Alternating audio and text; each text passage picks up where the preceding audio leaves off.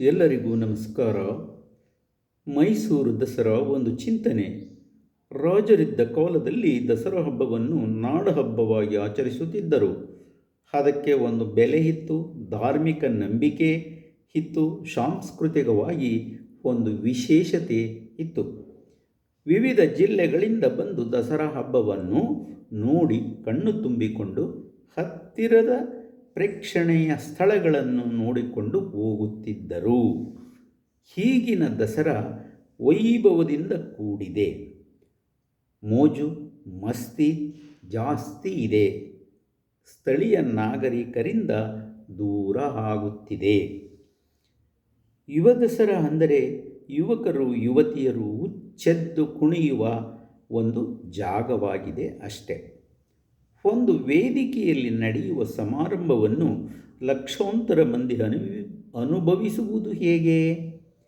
ಅಧಿಕಾರಿಗಳು, ರಾಜಕೀಯ ವ್ಯಕ್ತಿಗಳು ಮತ್ತು ಅವರ ಹಿಂಬಾಲಕರು ಸ್ಟೇಜ್ ಮುಂದಿನ ಸುಖಾಸನದಲ್ಲಿ ಸಂಭ್ರಮಿಸುತ್ತಾರೆ. ದಸರಾ ಬರುವುದೇ ಮಳೆಗಾಲದಲ್ಲಿ. ದಸರಾದ ಸಂದರ್ಭದಲ್ಲಿ ಒಂದೆರಡು ದಿನಗಳು ಮಳೆ ಬಂದೇ ಬರುತ್ತದೆ. ಆ ಒಂದೆರಡು ದಿನಕ್ಕಾಗಿ ಮಾಡಿದ ವೆಚ್ಚ ನಷ್ಟವಾಗುತ್ತದೆ. ದಸರಾದಲ್ಲಿ ಭಾಗವಹಿಸುವ ಹೆಚ್ಚು ಕಲಾವಿದರು ಬೇರೆ ರಾಜ್ಯದವರು ಆಗಿರುತ್ತಾರೆ. ಇಲ್ಲಿನ ಕಲಾವಿದರು ಸುಮಾರು 10 ಲಕ್ಷ ಸಂಭಾವನೆಗೆ ಸಿಗುವವರಿದ್ದಾರೆ. ಆದರೆ ನಮಗೆ ಕೋಟಿ ಬೆಲೆ ಬಾಳುವ ಕಲಾವಿದರೇ ಬೇಕು. ನಮ್ಮಲ್ಲಿ ಎಂತೆಂತಹ ಹಾಡುಗಾರರು ಇದ್ದಾರೆ, ಸಂಗೀತದಲ್ಲಿ ನುರಿತ ಕಲಾವಿದರಿದ್ದಾರೆ, ಎಷ್ಟೊಂದು ಬಾಲಪ್ರತಿಭೆಗಳು ನಮ್ಮಲ್ಲಿದ್ದಾರೆ. ಖಾಸಗಿ ವಾಹಿನಿಯವರು ನಡೆಸುತ್ತಿರುವ ಸ್ಪರ್ಧೆಯಲ್ಲಿ ಎಂತೆಂತಹ ಬಾಲ ಕಲಾವಿದರು ಹಾಡುಗಳನ್ನು ಚೆನ್ನಾಗಿ ಹೇಳುತ್ತಿಲ್ಲವೇ? ಕಾರ್ಯಕ್ರಮ ನಡೆಸುತ್ತಿರುವ ಆಯೋಜಕರು ಮತ್ತು ಮಕ್ಕಳ ಪ್ರತಿಭೆಯನ್ನು ಅಳೆಯುವ ಜಡ್ಜ್ಗಳು ಎಷ್ಟು ಪ್ರಶಂಸನೆ ಮಾಡುತ್ತಾರೆ. ಆದರೆ ನಾವೇಕೆ ಅಂತಹ ಹಾಡುಗಾರರನ್ನು ಬೆಳಕಿಗೆ ತರುತ್ತಿಲ್ಲ? ಹೆಸರು ಗಳಿಸಿದವರು, ಹಣ ಇರುವವರು ಮಾತ್ರ ಮುಂದೆ ಬರುತ್ತಿರಬೇಕೇ? ಒಂದೆರಡು ಸ್ಥಳೀಯ ಕಲಾವಿದರನ್ನು ಗುರುತಿಸಿರಬೇಕು. ಆದರೆ ಪೂರ್ಣ ಪ್ರಮಾಣದಲ್ಲಿ ಸ್ಥಳೀಯ ಕಲಾವಿದರನ್ನು ಬಳಸಿಕೊಳ್ಳುತ್ತಿಲ್ಲ ಏಕೆ? ಹೆಚ್ಚು ಗಾಯಕರು ಹೊರ ರಾಜ್ಯದವರೇ ಆಗಿರುತ್ತಾರೆ. ಕಾರಣ ತಿಳಿದಿಲ್ಲ. ದಸರಾವನ್ನು ಆ ವರ್ಷದಲ್ಲಿ ಯಾವ ಪಕ್ಷದ ಸರ್ಕಾರ ಇರುತ್ತದೋ ಆ ಸರ್ಕಾರದ ಮಂತ್ರಿಗಳು ದಸರಾವನ್ನು ನಡೆಸುವ ಜವಾಬ್ದಾರಿಯನ್ನು ಹೊಂದಿರುತ್ತಾರೆ. ಜಿಲ್ಲಾ ಮಂತ್ರಿಗಳು ಇದರ ಉಸ್ತುವಾರಿಯನ್ನು ವಹಿಸಿರುತ್ತಾರೆ. ಅವರಿಗೆ ಸಾಕಷ್ಟು ಕಾರ್ಯಕರ್ತರು ಅಂದರೆ ಹಿಂಬಾಲಕರು ಇರುತ್ತಾರೆ. ದಸರಾ ಸಮಯದಲ್ಲಿ ಅವರಿಗೆಲ್ಲ ಒಂದು ಕೆಲಸ ಅಂದರೆ ಉಸ್ತುವಾರಿ ಕೊಟ್ಟು ಅವರ ಜೇಬು ತುಂಬಿಸಬೇಕಲ್ಲವೇ?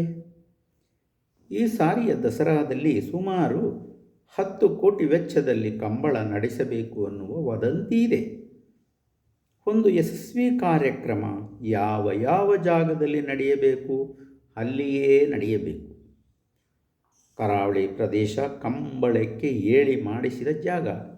ಅದನ್ನು ಬೇರೆ ಕಡೆ ಮರುಸೃಷ್ಟಿ ಮಾಡುವುದು ಆ ಜಾಗಕ್ಕೆ ಮಾಡುವ ಅಪಮಾನ. ಸರ್ಕಾರದ ದಸರಾ ಆಗಬಾರದು, ಜನರ ದಸರಾ ಆಗಬೇಕು.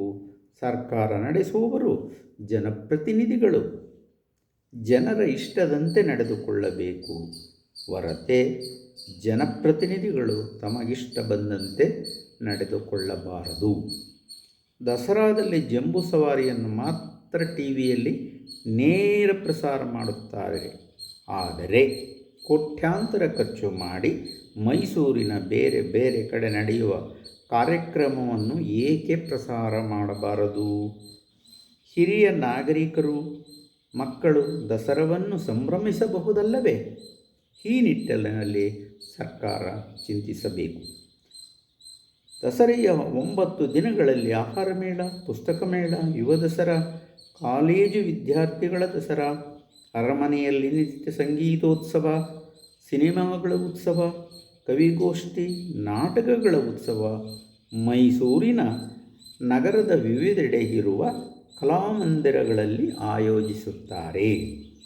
ವಿವಿಧ ಉತ್ಸವಗಳನ್ನು ಏಕೆ ದಸರಾದಲ್ಲೇ ಆಯೋಜಿಸಬೇಕು? ಎಲ್ಲ ಸ್ಥಳಗಳಿಗೂ ಭೇಟಿ ಕೊಟ್ಟು ಸವಿಯುವ ಅವಕಾಶವಾದರೂ ಜನರಿಗೆ ಇರುತ್ತೆ. ಕೆಲವು ಉತ್ಸವಗಳನ್ನು ಡಿಸೆಂಬರ್ನಲ್ಲಿ ಅಥವಾ ಮೇ ತಿಂಗಳಿನಲ್ಲಿ ನಡೆಸಬಹುದಲ್ಲವೇ? ಈ ರೀತಿ ಮಾಡಿದರೆ ಜನರ ಮೇಲಿನ ಒತ್ತಡ ಕಡಿಮೆಯಾಗುತ್ತದೆ, ದಿನನಿತ್ಯದ ಆಡಳಿತದ ಮೇಲೆ ಹೊರೆ ಕಡಿಮೆಯಾಗುತ್ತದೆ. ಈ ನಿಟ್ಟಿನಲ್ಲಿ ಸರ್ಕಾರದಲ್ಲಿ ಇರುವ ಜನಪ್ರತಿನಿಧಿಗಳು ಹಾಗೂ ಮೈಸೂರಿನ ನಾಗರಿಕರು ಚಿಂತಿಸಬೇಕಲ್ಲವೇ? ಇಂತಿ ದೇವರಾಜಾಚಾರ್.